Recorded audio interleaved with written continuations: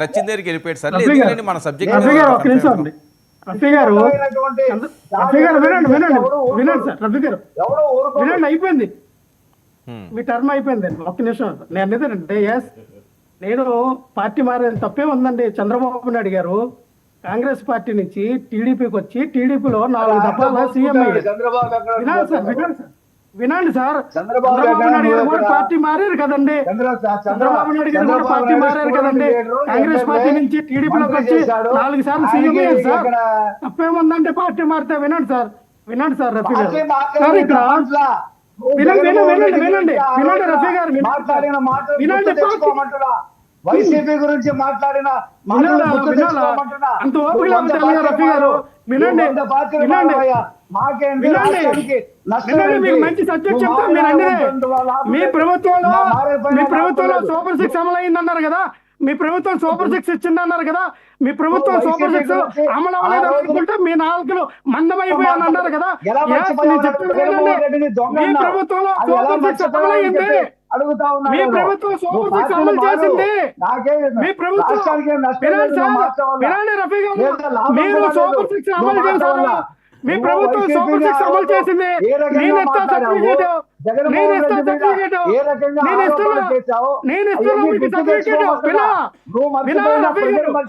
రఫీ గారు మీరు సూపర్ 6 అమలు చేశారు. కీర్తన గారికి ఇవ్వండి. కీర్తన గారు సింగిల్ ఫ్రేమ్ ఇవ్వండి. కీర్తన గారికి ఇవ్వండి.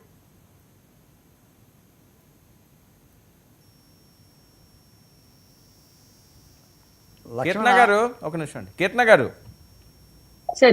ఏంటి జగన్మోహన్ రెడ్డి గారికి డైరెక్ట్ ఉచ్చేస్తున్నారట. మిథున్ రెడ్డి గారికి బెయిల్ రాలేదు ముందస్తుగా. ఆయన కూడా చెప్తున్నారట, నన్ను ఏ టైంలో అన్నా అరెస్ట్ చేయొచ్చు, మీరైతే టెన్షన్ పడద్దు, భయపడద్దు, నేనున్నానని. సార్ బరితెగించిన వాళ్ళు ఇలాగే మాట్లాడతారని చెప్పడం ఏదైతే నిదర్శనం ఆ స్టేట్మెంట్. ముఖ్యంగా లిక్కర్ స్కామ్ గురించి మాట్లాడాలంటే ఇప్పుడు ఒక జోక్ వేశారు మన బాలకోటి అన్నతో. లక్ష్మణ్ గారు ఒక జోక్ వేశారు, ఏంటంటే క్వాలిటీ మద్యం అంట. అసలు పదం మాట్లాడడానికన్నా అర్హత ఉండే వాళ్ళు ఈ స్టేట్మెంట్ ఇస్తే ఒక అర్థం ఉంటదేమో గానీ మద్యపాన నిషేధం అని చెప్పి రాజకీయాల్లోకి ఉన్నారని నేను అన్నారు. మీకు వినబడేలాగా మీరు ఎన్నో డిబేట్లు చేశారు నాతో. క్వాలిటీ మద్యం మీరు ఇస్తానన్నారు, చీపు లెక్కర మీరు ఇస్తామన్నారు.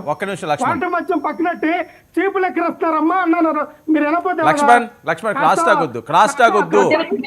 లక్ష్మణ్ గారు మద్యం గురించి మాట్లాడే రైట్ కూడా వైసీపీకి లేదనేది నా వాదన. ఎందుకంటే మద్యపాన నిషేధం అని చెప్పి ఓట్లు అడిగి వచ్చిన మద్యపాన నిషేధం చేయకపోగా మద్యం చూపించి అప్పులు తెచ్చుకొని చీప్ లిక్కర్ అందుబాటులోకి తెచ్చి చాలా మంది ప్రజలంతా చెలగాటిన మీరు మద్యం గురించి మాట్లాడకపోవడం ముఖ్యం. ఇంకోటి ఏంటంటే ఇక్కడ మనం గమనిస్తే ఈ లిక్కర్ స్కామ్ లో పెద్ద పెద్ద తలగాయలు వైసీపీలో ఉన్నవన్నీ ఇన్వాల్వ్ అయి ఉన్నాయి. సో ఇప్పుడు మిథున్ రెడ్డి గారికి మనం బెయిల్ ఇవ్వడం చాలా పెద్ద మిస్టేక్ అవుతుంది.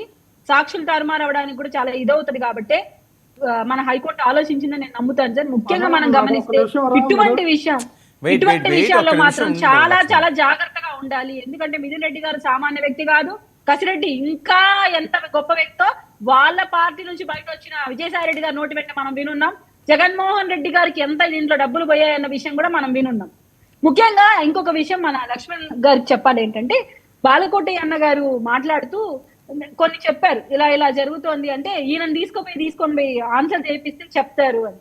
నా దగ్గర డౌట్ ఏంటంటే మన వివేకానంద గారి హత్య కేసు జరిగినప్పుడు జగన్మోహన్ రెడ్డి గారు ఒక ప్రెస్ మీట్ పెట్టారు. లక్ష్మణ్ గారు మీరు కూడా చూసింటారు, అప్పుడు మా పార్టీలో ఉన్నారేమో, గమనించుంటారు. ఇప్పుడు చెప్తాను, మీరు గమనించండి. వెళ్ళి ఇలా కొట్టారు, ఇలా లాక్కుపోయారు, ఇలా నరికారు, ఇలా బాత్రూమ్ లో పడేశారు అంటే ఇలా నీట్ గా చెప్పారు. ఇప్పుడు మన బాలకోటయ్య గారు ఎలా చెప్తే మీరు వెళ్ళి అక్కడ చెప్పండి అన్నారు, ఆయన కూడా అలా